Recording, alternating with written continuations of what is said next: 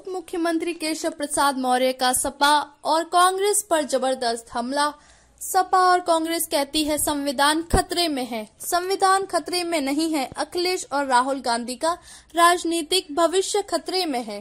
केशव प्रसाद मौर्य। उन्होंने कांग्रेस को expiry date वाली पार्टी, सपा को समाप्तवादी पार्टी और बसपा को बिल्कुल समाप्तवादी पार्टी की संज्ञा दी। राशन देने में, आयुष्मान कार्ड देने में, आवास देने में, शौचालय देने में, गैस बिजली का कनेक्शन देने में, सड़क बनवाने में किसी ने भेदभाव किया है क्या? अगर भेदभाव नहीं किया है तो 100 में 80 हमारा, 20 में बंटवारे में भी हमारा है कि नहीं है? है कि नहीं है? सबके पास वोट मांगने जाओगे?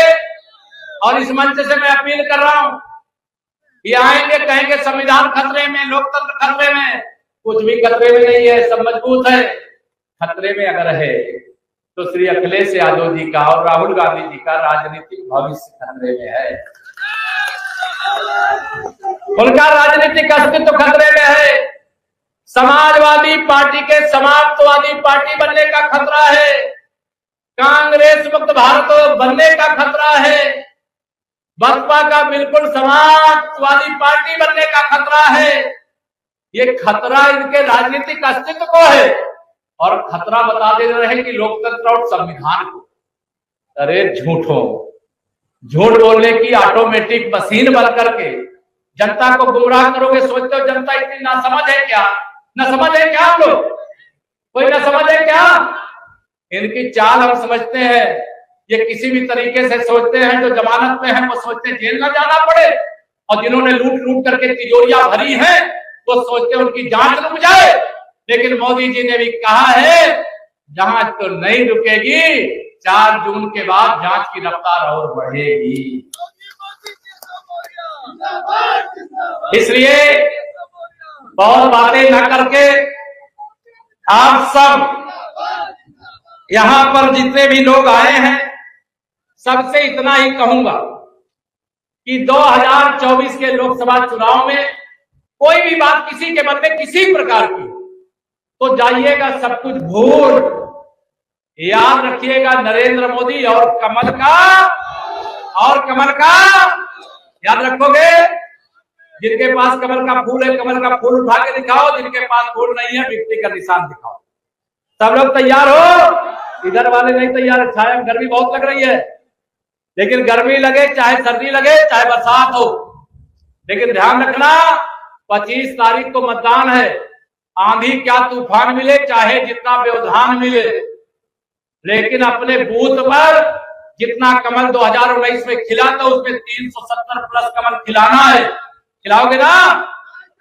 मोदी जी ने भी कहा है माना आगम अगाध सिंधु है, संघर्षों का पार नहीं, किंतु डूबना मध्यधार में मोदी को स्वीकार नहीं। विकसित भारत बनाए बगैर चैन से नहीं बैठेंगे।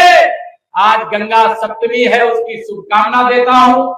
आज प्रधानमंत्री माननीय नरेंद्र मोदी जी का नामांकन हुआ है। सब लोग यहीं पर खड़े होकर के मोदी जी को यहीं से आशीर्वाद दीजिए। खड़े होकर के आशीर्वाद दीजिए मोदी जी को। सब लोगों का आशीर्वाद मैं बताऊंगा। मैं अम्बेडकर नगर गया था, सबने आपको आशीर्वाद भेजा है। मोदी जी इस बार तीसरी बार बनारस से प्रधानमंत्री सांसद बनेंगे और तीसरी बार देश के प्रधानमंत्री बनेंगे और विश्व में भारत का डंका बजाने का काम करेंगे। विश्वनाथ ममनाथ पुरारी त्रिभुवन महिमा विदित तुम्हारी। जो काशी से चुन करके जाएगा वो विश्व में तिरंगा लहराएगा, विश्व में तिरंगा लहराएगा। विश्व में भारत की बढ़ती हुई ताकत।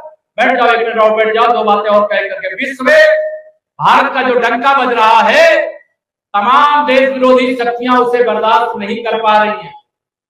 सारी विरोधी देश विरोधी ताकतें भी विपक्ष के साथ हैं। ध्यान रखना, उनको मालूम है अगर मोदी जी प्रधानमंत्री बन गए तो सारी दुनिया को भारत के पीछे खड़ा कर देंगे और भारत सबसे आगे खड़ा होगा।